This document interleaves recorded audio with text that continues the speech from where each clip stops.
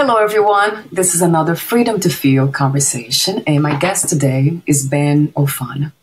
He's a gifted healer who began his training at the age of 20 with one of the last surviving traditional doctors, medicine men among the Kiowa Indian Tribe.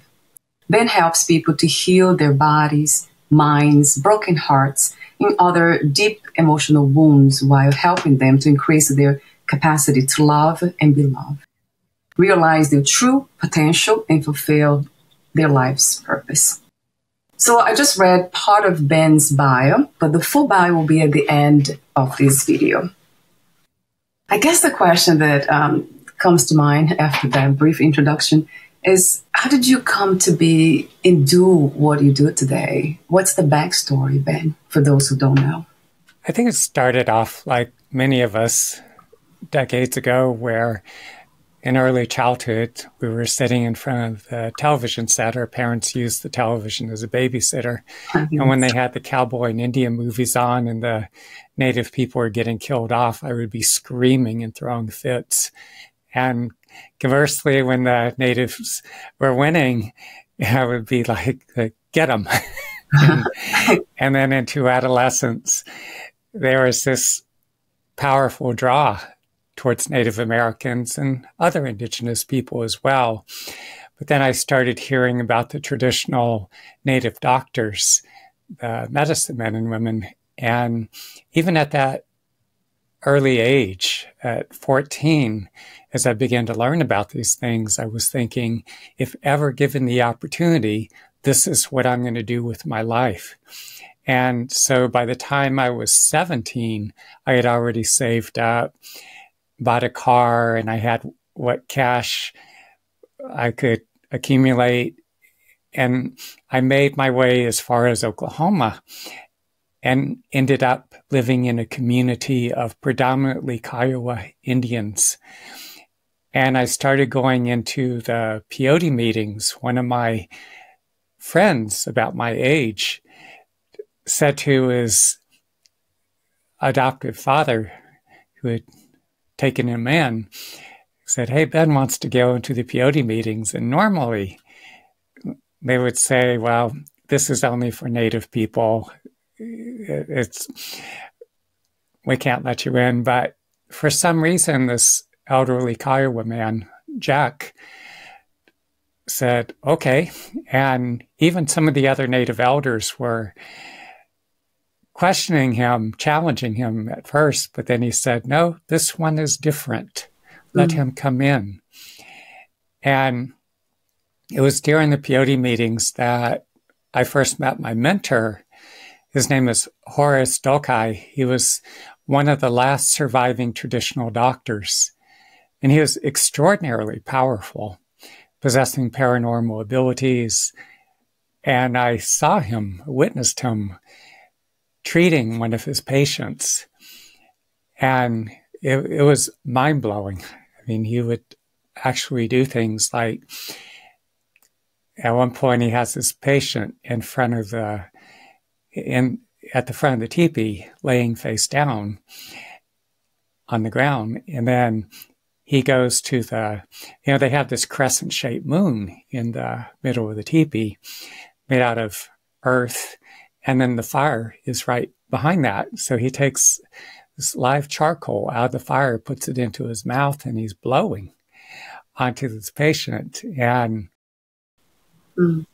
sometimes I'm a little hesitant to mention some of these things because it's so far beyond the range of what people in our modern day world have ever experienced. But you could even go into some of the university libraries, and if you find some of these books that were written, say, 1870s, 80s, 90s, I guess into maybe 1940s, they'll give accounts of this.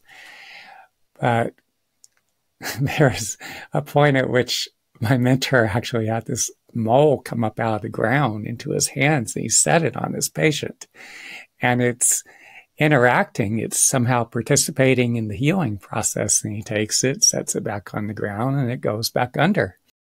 So a lot of these Native doctors are known for possessing these paranormal gifts. You hear about in the Philippines, some of the traditional healers there can reach into the body with their bare hands and actually remove tumors. Yes, yeah. Yeah. Actually, it's familiar to me because in Brazil I have, you probably heard about John of God. Oh, yeah. Oh, yes, yes, there. I have, and I got to work with one of the Brazilian healers, Mauricio Panicet, and he would have these flashes of light going off in the room. It was just extraordinary. Yeah. And when he would touch my brow, the time I got to work with him, have these blinding flashes of light go through my head.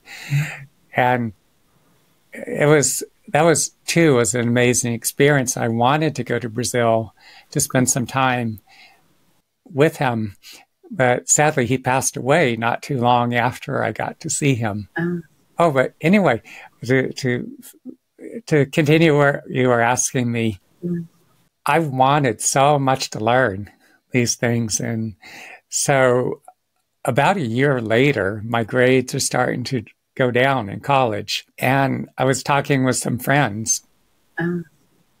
And with their encouragement, I was going by the home of Horace's cousin. And I would stop and the cousin would blow me off and like, oh, cute little white college kid. But Horace told him, said, well, when he comes by again, I want to talk with him. And so he came out, and physically I was shaking. I was so terrified. He would say, you're white. These things only work for Native Americans. But when I said to him while shaking, I want to learn to do what you're doing, he says, can you start fasting? And still shaking, I was like, yeah, sure.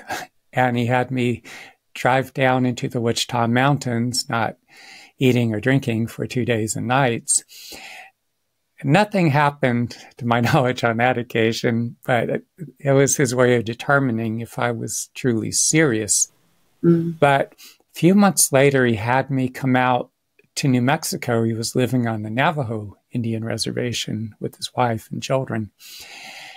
And that's when the apprenticeship began. During the apprenticeship, again, a lot of them, these traditional doctors possess various gifts or paranormal abilities. So he would do things like he would actually take physical objects like the end of a feather and be standing in front of me and physically project it into my body. I would go into something akin to a seizure momentarily when that happened, and he would have someone standing behind me to hold me up. But then he would have me, the vision quest typically involves you go alone into the mountains to fast for 4 days and nights without food and water. I apprenticed with Horace for about 3 years, but since that time, I've been going to the vision quest in the spring and fall, missed some years in my 20s, but started again at 31. And today, I've gone dozens of times, just relentlessly, just go back, because the traditional doctors among the tribes, as you continue to go through the vision quest, it's an extraordinarily powerful presence. There are times where I feel these forces or beings descend into my body. And in moments, it's like a near-death experience where I could experience parts of my life, often traumas that occurred in many instances, which I'd completely forgotten, or maybe had some vague recollection, but I would be reliving these experiences, all the emotions, the experience itself, all the vivid sensory impressions. I'm reliving it in those moments. And I could feel these powerful forces working within me so that I'm thoroughly digesting. All this is being digested, transformed within me so that it becomes fuel for growth. And then with these forces or beings, you receive these gifts of healing. And the traditional native doctors had specific kinds of gifts or healing powers. It wasn't just running energy. It was like those of us working on this level, we all serve as conduits. So we have these other forces or beings working with us, some specialized in working with neurological disorders, other digestive, respiratory, a whole range. Wow. It sounds to me like there's what we call mystical experiences or extraordinary experiences, but there's still experiences within, it can be felt within the body. So I love the idea that we can realize what we are, not who we are, without the need for the experience per se. Because a lot of people, they search spiritual seekers like myself. I don't think I searched for the experience of paranormal or anything that I wanted to see, but I got to see a lot without wanting to see it. But I love the idea that we can kind of see the extraordinary in the ordinary, like in the everyday moments, feel the presence of life itself, of the universe within ourselves, and part of the whole, and not just individual separated beings trying to survive here and afraid of everything. So there's something about returning to that universal intelligence. So in my adolescence, I was experiencing this profound sense of boredom.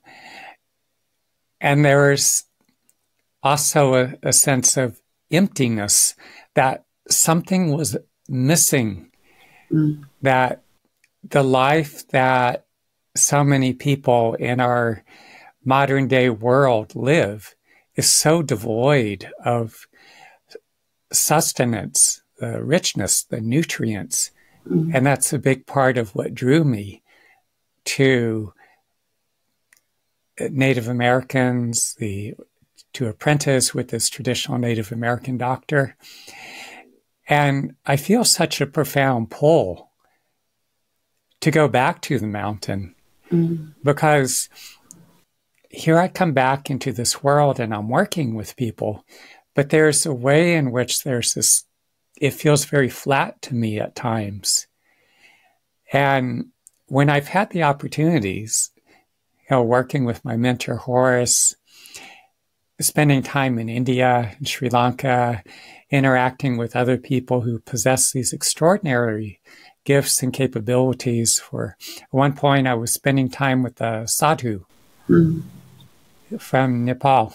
And being in his presence, especially when he would do these pujas, and it was like a ripple in the fabric of reality. You could feel this opening to a whole nother dimension. And the deities, you could feel the presence. And his particular deity was Ram. And you could feel this presence. And other times, for instance, the Hindu priest will do or conduct the yagyas, or maybe yagnas if you're in the south of India. And even there, I can feel this extraordinary presence when I've had those conducted for me. And then there's this level of divine intervention. And I feel it's so much missing in our modern day world. What to me, I refer to as Wonder Bread world. Wonder Bread, white bread, devoid of nutrients. And so working with people individually, again, in the tradition of these Native American doctors and other indigenous healers from other cultures, acting as a conduit and having this extraordinary presence come through. Because there's levels of healing that occur that wouldn't otherwise happen. Yeah. Because I do encourage people to work with a psychotherapist. Not necessarily everybody, but I think most of us can benefit at some point. I did myself in my mid to late 20s. And we do need that cognitive understanding of our emotional wounding, because a lot of us we don't quite grasp the traumas and dysfunction that we experience growing up. And so we need that component that people in the mental health profession can help to provide. And I went beyond. I did just enormous amounts of study on my own, everything from attachment and object relations theory, and studying everything I could about trauma and anxiety and depression, and kept going from there. But in any case, there's this realm that Indigenous people have access to that is so much missing in our modern day world. Yeah. That I feel it's so important. If we can tap into that, it brings a richness and a depth that otherwise we don't access. We can do meditations and we can read the books and listen to inspirational speakers, but there's something about when you have these individuals who are conduits and can open this doorway and connect us to these realms of the divine, to the higher power, these other kinds of forces or beings that Native Americans and other Indigenous peoples have worked with, that have been so much a part of their lives for thousands of years. Yeah, it's a beautiful thing. They are accessing realities that are actually here, but we are not able to see it. That we're just blocked by the basic senses, and we are not able to go through go through that wall. In addition, there's the fact that we're going through our lives. Many of us are working long hours. Yeah. We internalize the stress of the job. Yes. And other financial stresses, survival stresses, and the emotional wounding, anything from childhood trauma. We went through a breakup or divorce and had our heart being drug out and ripped out of our chest. And it's just all these things. And because we live in a culture where it's like, don't go there, don't feel that. Just do positive affirmations, distract yourself, go shopping, self-medicate with food. Oh, okay, I don't know how to cope with these emotions, so I'm going to medicate myself with alcohol or pot or pharmaceuticals. And all that residual of the stress and the emotions we don't process, it just backlogs in our bodies, and that creates even more of a disconnect. Oh, the other thing too that I forgot to add is that within all these ancient traditional cultures, so I train with the Native American doctor, but also with the master from China, very different traditions.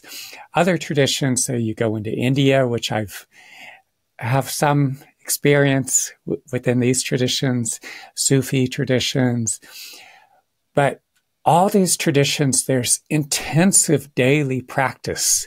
It's not just having a spiritual mindset. It's practice, and it's hardcore, like hours a day. You're disciplined, and you're building this internal power, and you're deepening this connection with your core being and also with this higher power. So it's very much a discipline. Yes, I would say so. From that perspective, it would be a practice. Yeah, I remember being very reluctant to the idea of practicing to be me, because what we are is already freedom, love, unconditional love. If we have words to describe that, which I don't think that's the closest I can get to freedom itself. When I do practice on a daily basis, what I find is initially when I began, there was all this trauma that was surfacing from my childhood and adolescence. And I didn't know what to do initially. I just worked with a psychotherapist, but then instinctively, I taught myself to dive into the depth of the pain, and I would stay with it, and I would keep breathing. At some point, I could feel it breaking open and coming out of my body in waves, and I was digesting those traumatic experiences, all those highly charged emotions. And I've moved through so much of that, so I'm not in that space anymore. Yeah. But even on a daily basis, I'll sit and I'll be present. And I usually sit for at least 2 hours a day, breathing into feelings, any physical sensations. I take whatever's going on in my life, how does it feel? Mm. What are the feelings? What are the physical sensations? And the more I can do that, because what I find is that we build up these layers, layer upon layer. If you look at when they cut down a tree and you have all these concentric rings, and so you think of the stress you go through in one day, and you multiply that by all the days, weeks, months, years, decades of your life. And so these layers are building up, and it creates a disconnection from the inner core being. And so by doing this practice, it helps to dissolve these stresses. And there's only so much we can do on our own. And that's why, among Native Americans and other indigenous peoples, like I'll go through the vision quest because I'll do as much as I can on my own, but then I go to the mountain and that presence, that force working through me, and it's all this much more. And I'm often surprised, even shocked, like, wow, I didn't know that was still had that much impact on me. But I could feel this, like, all this residual just being dissolved, being digested, and this more the core being coming out. And this was so strongly emphasized, even training with this master from China and these other traditions, that they say that our whole being, our whole soul does not descend into the body. And so by doing these practices, you're continually building this core. And as you build the core, that it establishes a stronger link to your soul. And as that link gets stronger, as it gets more powerful, then a lot of the more and more the extraordinary comes into range, becomes within your grasp.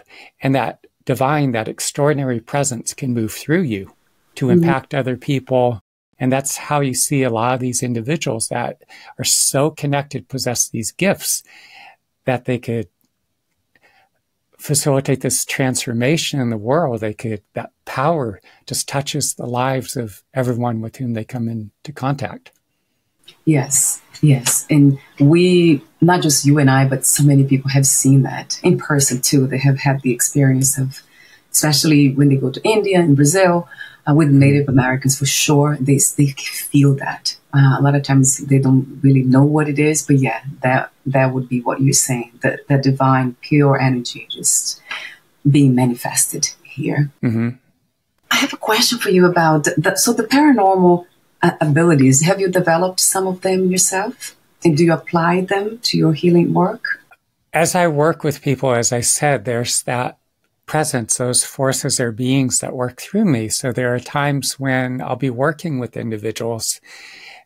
Some people describe the sensations that there's some kind of regenerative process taking place within the internal organs of the body. Some people actually describe sensations of hands within the body at work. There are times when I'm working with an individual and maybe I'm at one end of the body.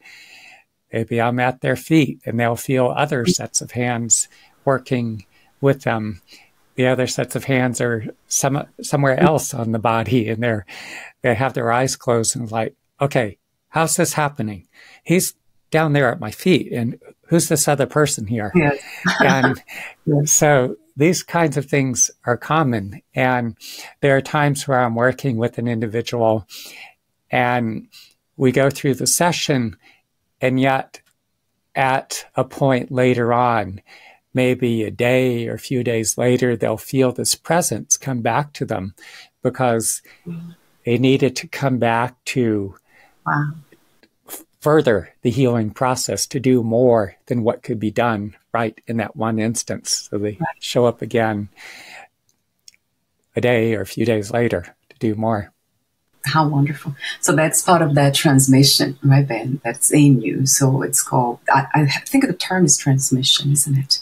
Yes. Yes. You have become the conduit to it.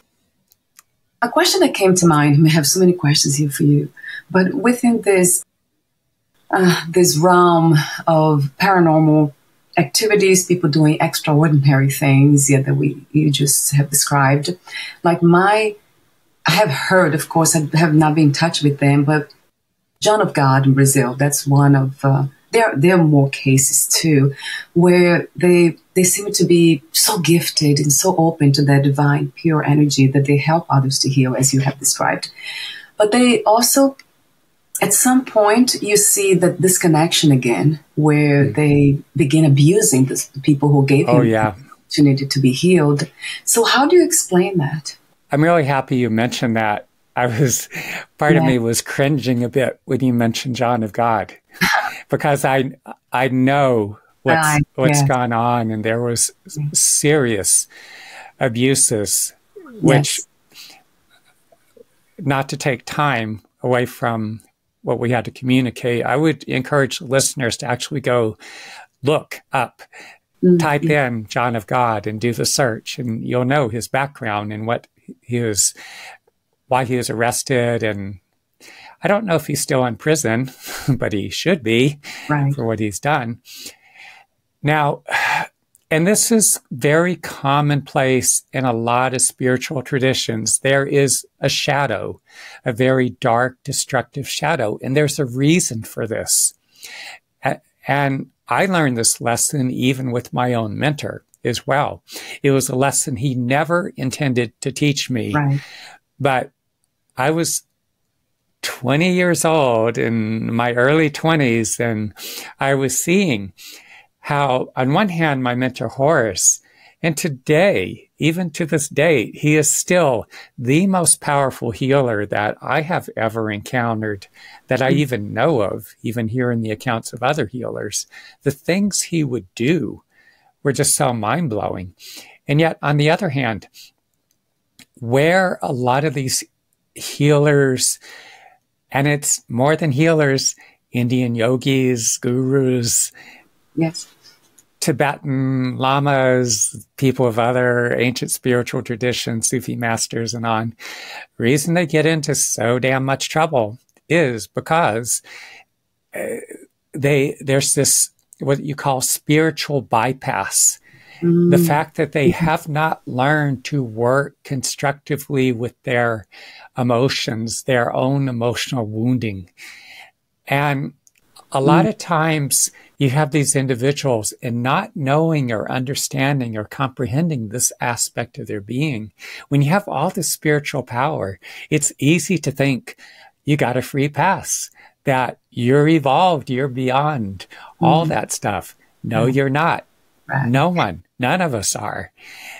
And in decades or centuries past, say like in India, for instance, you had a very structured society.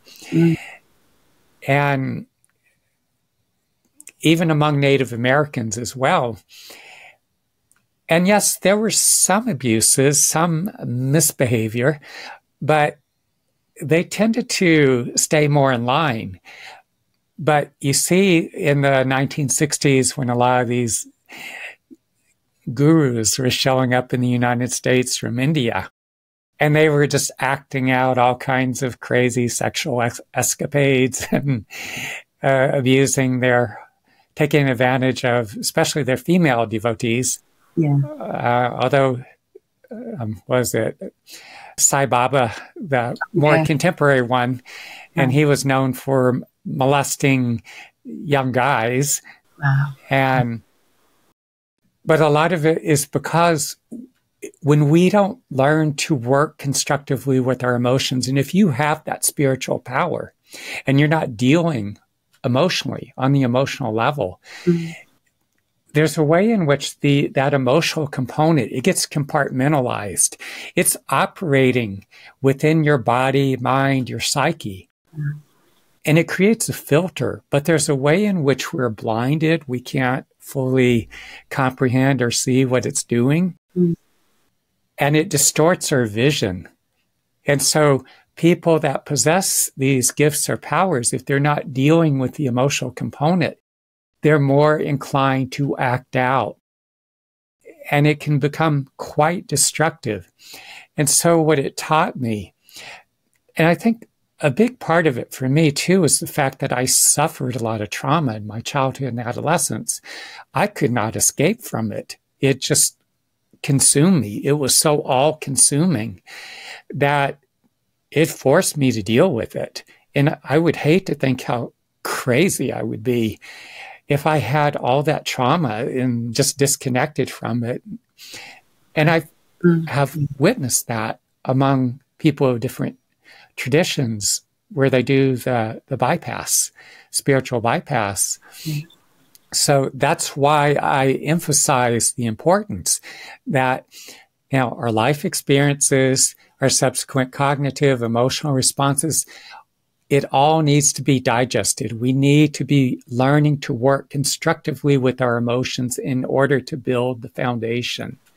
And a big aspect of there's the training I did with the master from China. The internal martial arts have their roots in Taoism, and there's so much emphasis on foundation building and working with our emotions. A lot of this is what I've come to on my own process, my own development, the understandings I've gained. The more we can work constructively with our emotions, it helps to build that foundation so that, and whether you're developing spiritually, developing various gifts or capabilities, even if you're developing in terms of you're moving out in the world and you're building a company or some other endeavor in the physical world, we need to develop that foundation so that we have that grounding and we're relating in ways that are healthy or having healed these wounded parts of ourselves. Yes. Yeah. I love all that.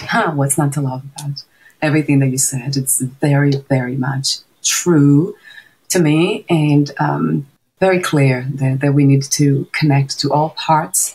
It's that, in psychology, they talk a lot about, as you know, acceptance. That's a huge part of it. Making peace with all parts of us, not trying to push anything away.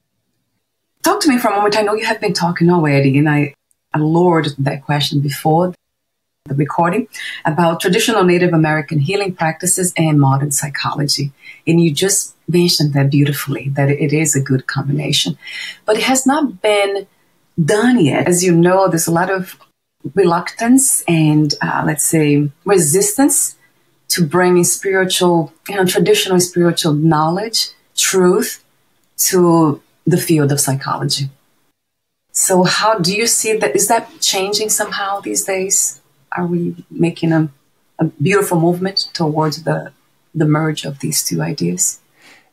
There are many people in the mental health profession that are acutely aware of the limitations.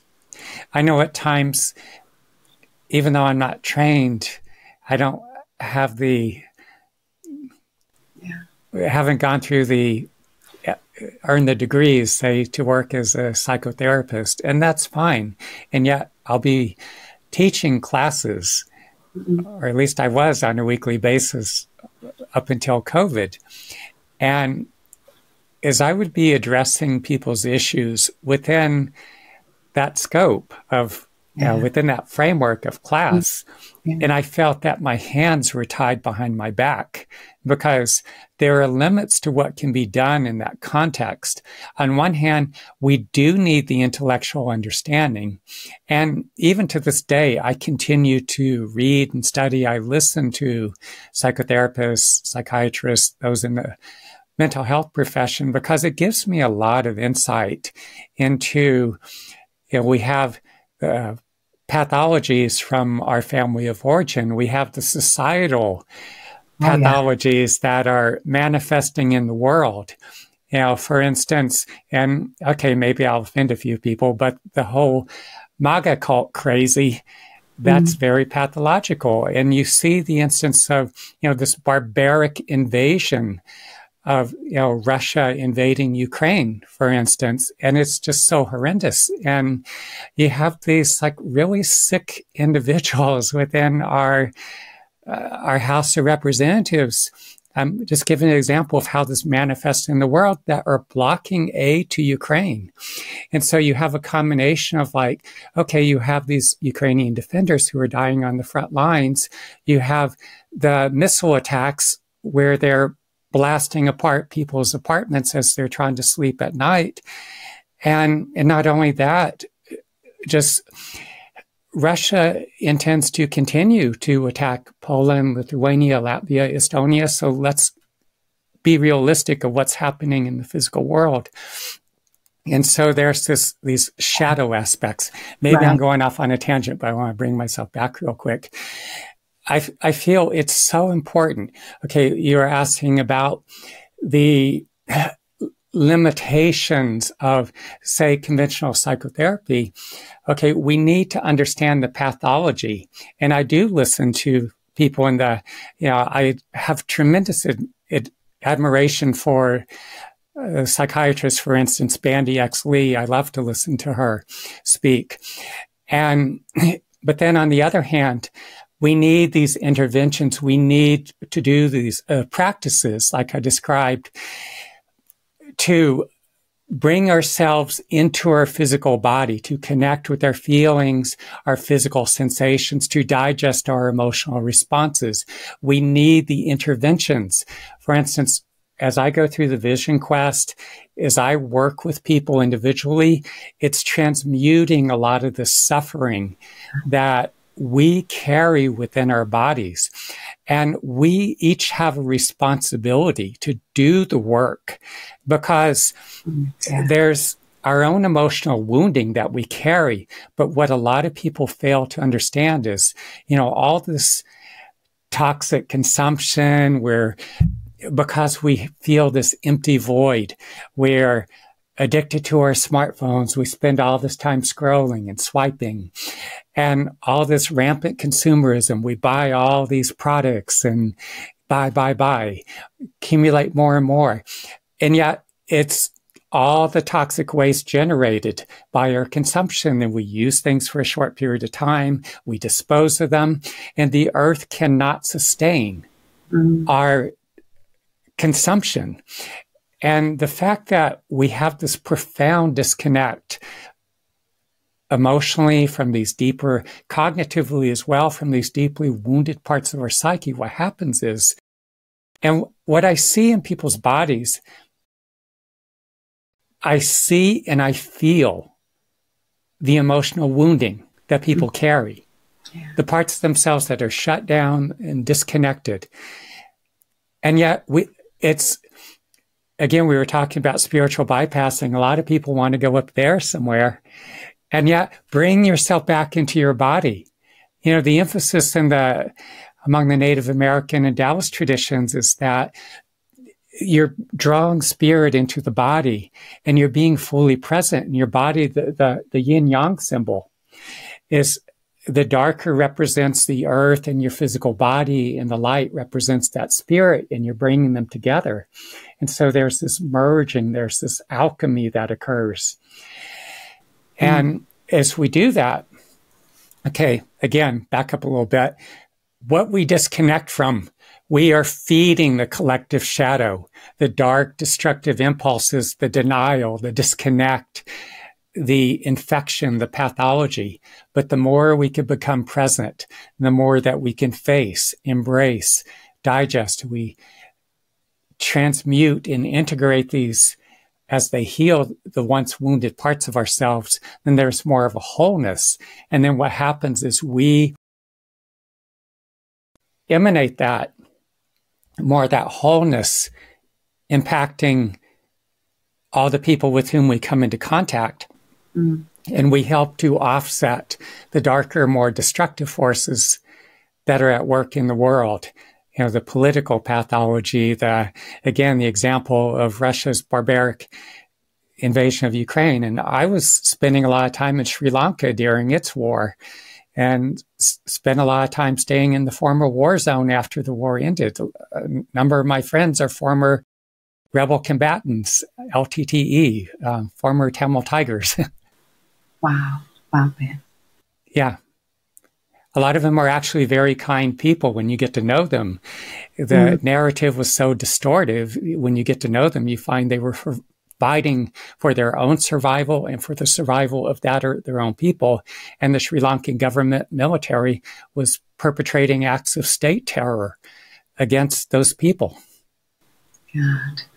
You see, that's a very good, insightful message about not listening to mainstream TV or news, right? That's one of the things that I don't do. Kind of having our own kind of heartfelt, intuitive kind of notion of what is happening, kind of going deeper. So I really love the idea that we can get to that point as individuals, as you just mentioned beautifully about wholeness, coming together to integrate all parts of us and kind of walking in this world in that way. So it seems to me, I'm a student of Vedanta, which is Advaita Vedanta is a non-duality spirit you're probably familiar with. I have friends who follow Vedanta. So I see too that it seems like that's what we need. We need the spiritual teachers, like from those traditions, for example, to become more aware or perhaps more knowledgeable about psychology. And then psychologists become more aware about spirituality and those spiritual teachings and, ancient traditions. It feels that way. Do you agree? Definitely. We very much need that. And there's no one person or one healing tool or resource that's going to cover all bases. Yeah, that's true. As I work with people individually, I'm assessing, I'm looking into their body, their minds, and I'm feeling. It's like, okay, so I'm working with this individual, and yet what other components can we incorporate?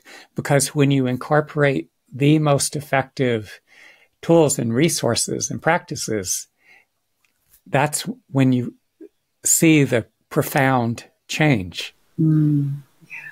Yes. So with that in mind, talk to me about the meditation practices that you have developed. That started again in my mid-20s when the traumas of my childhood and adolescence were surfacing, and it was being reflected back to me in my attempts to form relationships.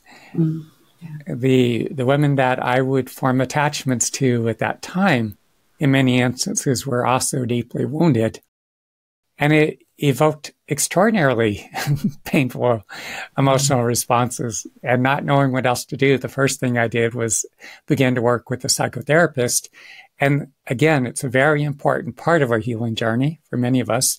At the same time, it wasn't healing the actual trauma. So instinctively, I taught myself to dive into the depth of those emotions. And by doing so, again, at times I would feel myself consumed by these extraordinarily, incapacitatingly painful emotions. But at a certain point, it would break open. I could feel it digesting, coming out of my body in waves. But that led me to develop a whole series of intensive mindfulness practices. I had no knowledge or awareness that there was this whole mindfulness tradition out there. I was developing this on my own. I didn't discover Buddhist mindfulness practices until years later.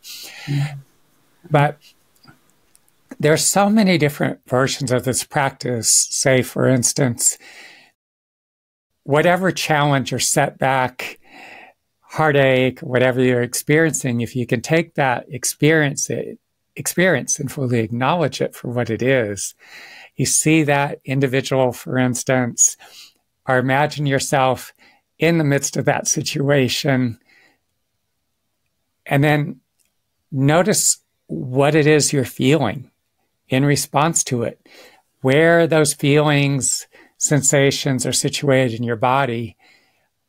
Immerse yourself. You can't watch it from a distance. You need to be subjective, get as deeply in the midst of it as you can, and be breathing very softly, very deeply. Stay with the feelings and sensations. I like to spend 2 hours a day doing practice. I'm not saying you have to spend that much time, but I tend to see a lot of people these days, such short attention spans, do 5, 15 minutes, whatever. And you're just barely sticking your toes in the water. I mean, if you're busy and you're in the middle of the day, of course, I understand. And sometimes when you do so much practice, like I could be in the midst of a conversation and something said, something's happened and is triggering me. Right in the moment, I'm dropping into what I feel with my eyes open while I'm still engaged, and I'm breathing into what I feel. But on my own, I sit, I close my eyes, and I'll take extended periods of time. When we went into lockdown from COVID, and all of a sudden it's like, I'm not working my ass off all these hours a day and not commuting all over New York City and Boston and conducting classes. I got all this time on my hands. And it's like, what am I going to do with my time? I said, okay, I'll do 3 hours of meditation a day. And by taking that extended time, I found that it was dropping me through these thresholds of consciousness where I was going progressively deeper and deeper. And so there are all these like layers or layering of consciousness that we have. And as you drop down through these layers, you descend deeper into your subconscious, and it dissolves more of that barrier between your conscious and subconscious mind. So there's a greater integration between your conscious and subconscious. Your subconscious can then work with your conscious mind. It's going to help you get much, much deeper into the core issues, the things that frustrate you, the things that feel stuck or don't move, that you struggle against. The longer you could sit, the more still you become, and the more deeply you descend into your body, all its feelings and sensations, the more powerful the process becomes. And again, increasing the time enables you to get that greater depth. Of course, there are other practices too. Sometimes, for instance, if you bring your awareness into your chest cavity, and you can do this in any part of your body, but just going into your chest cavity where your heart and lungs reside, there's all this emotion. You think of all what you've gone through over the course of your life, breakups and divorces, setbacks, losses, betrayals, getting fired, being the last to be chosen when you were a child or adolescent, when you were in school, when they chose, for softball or whatever sport. All these things get embedded here. You can just dive deeply into your chest cavity, for instance, where your heart and lungs reside, and you breathe softly and deeply. When I first did this, and this was after going through a breakup, and when she became engaged to someone else, I just felt that deadness, because I really cared about her. I thought we were starting to be friends again, but she cut everything off because she was afraid of losing him. And I kept doing this for weeks and weeks, for months actually. And at first it was kind of deadened, but night after night I kept doing this, and the feelings got stronger. And then after some weeks, it felt like my whole chest cavity was aching. I kept going after a while, and it felt like this euphoria, these feelings of being connected to a higher power. But then some months after that, like 3 months later, I thought, well, what would happen if I went deep into my intestines? And then I did that for quite some time. And there's this whole deeper instinctual level of consciousness that most people disconnect from. And that's a lot of people, their abdomen, it gets all backed up. There's all this stagnation, food that doesn't digest, physical toxin. It becomes the big repository of all these emotions that we don't process. And much of the shadow aspect that's manifesting in the world, whereas talking about, again, our political dysfunction, the fact that so many people are locked into all these cults, including the MAGA cult, and, Reunification Church, you see people that got into Jim Jones and all these things. A lot of the reason people get sucked into this is because they lack this foundation. They lack this deep internal core being. You bring your awareness down to your abdomen, and the more that you clean that out, you keep bringing your awareness here. At first, it can feel heavy, congested. A lot of people experience a lot of numbing or deadening here because there's to varying degrees. Most of us are dissociated. We don't meet the clinical definition for dissociation, not like depersonalization or derealization or something. And yet we have this profound disconnect. We're not fully inhabiting our bodies. And so when we combine spiritual practices like the Qigong practice, for instance, and we do this deep level emotional work, we do this practice centering our awareness deep in the abdomen. You work with someone such as myself, the individual healing sessions, purge this part of the body, get you inhabiting this part of your body. You go hardcore like me, you do the vision quest. The more you inhabit your body, and there's more of this aliveness, more of this spirit, and more of your soul or spirit is descending into your body. Continually build the foundation, and you draw more of your soul or spirit in the body. And again, like the yin and yang, there's that alchemy, right? The earth and the heavens. Yes, yeah. It makes so much sense to the mind and speaks to the heart directly too. Yes, and when you said, I mean, that's, of course, I heard that before in a different way, but we're not inhabiting our own bodies because we're not really aware of a lot of that's happening here. So it is doing the work. And that's what I wish for us to do, human beings, like people around me and myself, of course, engage in practices. Perhaps not the one that you just mentioned. That's a very interesting one. I'm very playful with everything that comes in, that shows up, that I become aware of. So it seems like they dissolve if it is dark, if it's not something that has been, let's say, suppressed, and it dissolves. But I know there's a lot here too. It's still, of course, that needs attention. So that's very interesting and it feels to me very powerful practice. Also, the other thing is there's so much emphasis on the heart. And we're talking about the spiritual bypass. Yeah. And I'll see a lot of people in the more contemporary spiritual new age. And they're, again, from the diaphragm on down, there's this profound disconnect. And there's tremendous amount of emphasis on the heart. And yes, that is important, the heart. And yet, the deepest levels of bonding actually come from that abdominal level. That's where we experience empathy and compassion. It's where we could emphasize with other individuals.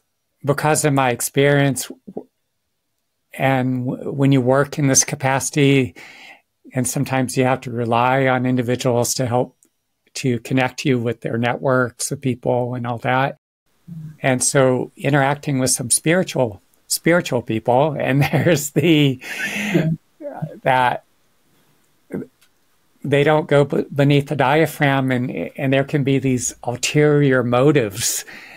Everything's not quite, they're not fully in alignment, if anyone's fully in alignment, but there's that disconnect, and there's those shadow aspects that come into it. And so that's why I understand bring your awareness fully down into your abdomen. And a lot of people reject or even hate that part of their bodies because it holds stuff. They don't want to go there. They don't want to feel. But in order to become whole and to become integrated, we need to go into. And even if it feels dark and scary in the beginning, as we keep bringing our awareness to this deeper abdominal range, it begins to feel safe. It becomes a place of refuge where we find strength.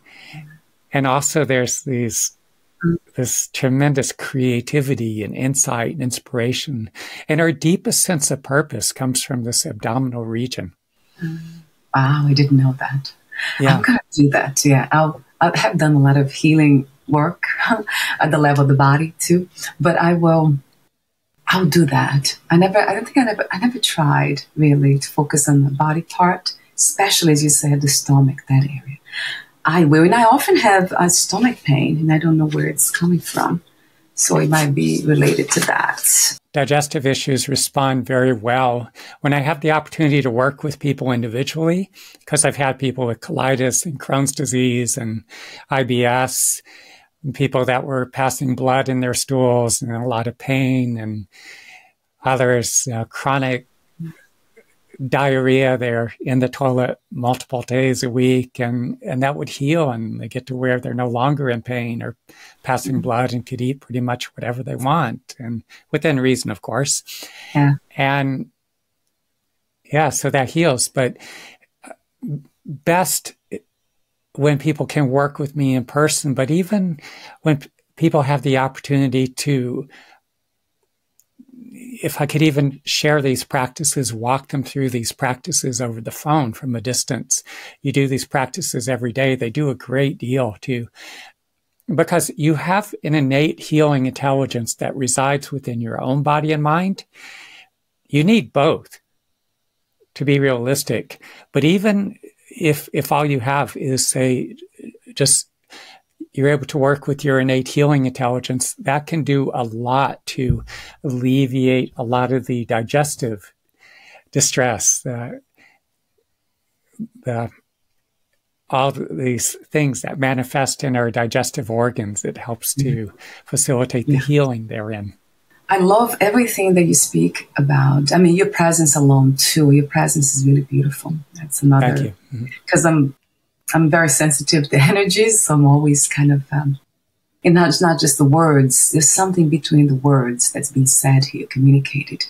So we're almost at the end, Ben, and I want to thank you for your presence in this reality and for being open to life to this extent. It's truly beautiful. Thank you. Thank you. So before we say goodbye, I want to mention the services that you offer. You already lured them. So individual healing sessions, the healing meditations via phone or WhatsApp, and you have the challenge resolution sessions as well. I found them on your website. And then you offer free online events. Sometimes you have that too. I know you have one. And you are offering to the listeners a free ebook. It's gettingoveryourbreakup.com. Yes, yeah. So, yes, yourbreakup.com. I have the link here. So I work with many people who are in the midst of breakups and divorces. And a big part of the reason people get into so much trouble is the fact that we learn to disconnect emotionally. First, we have a lot of this trauma, this emotional wounding, the dysfunction that comes from our family of origins. It's not all, but it is a big factor for many of us. And so we start to reenact that in our adult, romantic, our attempts to be intimate relationships. And then when these relationships crash and burn, or we're stuck in these really dysfunctional dynamics, it's causing us a great deal of pain. The fact that a lot of people struggle, they stay in the dysfunctional relationships where they continue to suffer, or they go through the breakup or divorce. A large percentage of people never fully heal these deep emotional wounds. And because they don't have that capacity to process or digest their authentic emotional responses, and it freezes up in the body, and they carry it forward down the road as they meet someone else. Maybe it creates these layers of numbing or disconnect, so they can't be as fully open or present, or it creates barriers that prevent them from letting anyone in. And so as I work with individuals, what happens is it takes that grief, the loss, the suffering of the breakup, the divorce, all these heartaches, abandonment, unrequited love, and you're digesting. That's being transformed in a way so that it becomes fuel for your continued growth. It increases your capacity to love and be loved. So that link is gettingoveryourbreakup.com. And if you're struggling in a relationship that's causing you a lot of grief, hurt, pain, if you're anxious, fearful of abandonment, you're struggling with these abandonment issues, unrequited love, I also have a link you can go to, which is refiningrelationships.com. You can go to that link and you could schedule a free time on my Calendly, and we can take some time, and however I could be of assistance to you, I will share that. But that's free time with me. So again, refiningrelationships.com. You can call through my Google Voice number, 332-333-5688. 5155. And that's, again, having trained with this traditional Native American doctor, I work with such a wide range of all these issues, Native doctor, medicine man that I trained from. But anything from anxiety, depression, again, the heartache from breakup, divorce, even people struggling with digestive disorders, respiratory disorders, stroke, heart disease, traumatic brain injury. So a wide range of issues that I work with. Thank you so much again, Ben. And Thank so you. I'll have the refiningrelationships.com. This link will be on the podcast notes as well. So I have your website, I have the Facebook, Instagram, YouTube, Twitter. I have all the links here. They all will be on the podcast notes. Wonderful. Thank you so much again, and we'll talk soon. Bye for now, Ben.